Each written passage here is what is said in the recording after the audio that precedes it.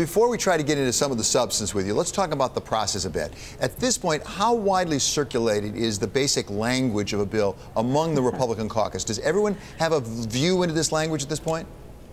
Well, they don't, because the language hasn't been completed. We are still, and that was what we were doing overnight. There's some changes that have been made, or some at least examples of things that we thought might be better this way or that way. And so getting that final language together, and that is going to be released tomorrow morning at 9 a.m., so everybody be ready.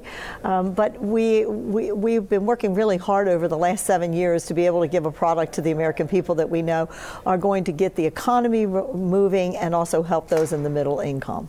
Representative Black, why did you decide to do the process this way, to keep it so secretive and not release any of the language more broadly so that more people could weigh in earlier? Well, as you well know, this is a big project. When you turn one dial one way, you turn another dial the other way. And if we were to put something out there at this point in time before we have a finished product, then look, people are going to have an opportunity to be able to weigh in once we do. But if you put something out there too soon and you have too many folks that are going to be having a voice in that, it makes it very messy. And it is a big project to begin with. So we wanted to be sure that we had something that we felt was really going to address all of those issues that we're hearing from our colleagues, that we're hearing from businesses, that we're hearing from just people back in our districts. And it takes a lot of time to put all that together, but everyone is going to see that product tomorrow at 9 a.m. So, Congressman, let's turn from the process to the substance. There are various reports. We know on the Senate side, they've said they would incur as much as $1.5 trillion in deficits in the hopes of really growing the economy. But if you put together all of the wish list here, it adds up to, we're told, a lot more than $1.5 trillion.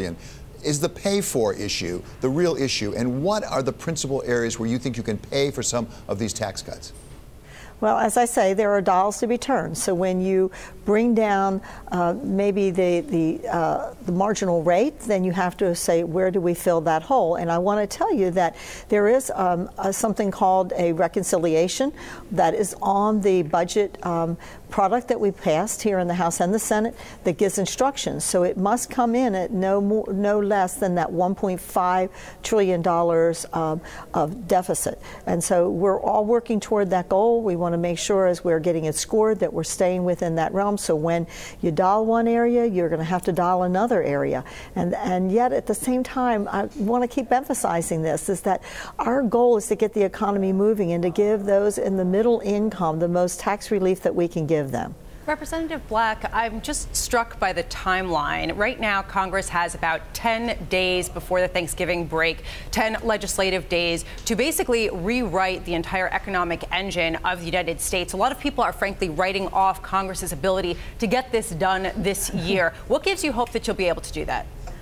Because we have been working on this for a long time. I know people say, well, we haven't seen the product, but actually they have seen the part of the product, and that was the blueprint that we put out 2 years ago, where we put something out, and we didn't do it as a bill, we just did it as a blueprint. So we've been getting a lot of feedback from individuals, from corporations, from small businesses, and so there has been a product out there from which we have been working, a blueprint, and now we've taken that blueprint and we've made it actually substance to a point where we can actually put a bill out so people can see it. And I'm very encouraged, and our whole conference is optimistic that we can do this for the American people. This is a once-in-a-generation opportunity. Congressman, as you said, the overall goal here, starting with the president, has been really growth, to really get growth going. And in fact, we're told that part of the way we'll pay for some of the cuts is through so-called dynamic scoring.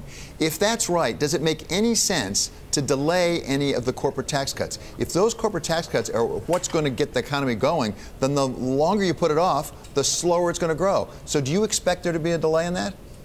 Well, you're exactly right, and that growth is a big piece of this. Besides just saying we want to help the middle income, and you say, how do you do that? It's by growing. It's by growing the economy so their wages go up, so there are more opportunities for jobs. So growth is very important to us, and you get that by cutting taxes. And so that, of course, being one of our goals, you're going to see when we put this tax plan out tomorrow. I think that corporations, small businesses, and individuals are all going to find that there is growth in this plan. So quickly, does that mean no delay in the corporate tax cuts? You know, I would be really in trouble if I told you what our plan had in it. So I'm just going to tell you, this is kind of like Christmas Eve, where the box is going to be open tomorrow, and you're going to see what we have planned for the American people.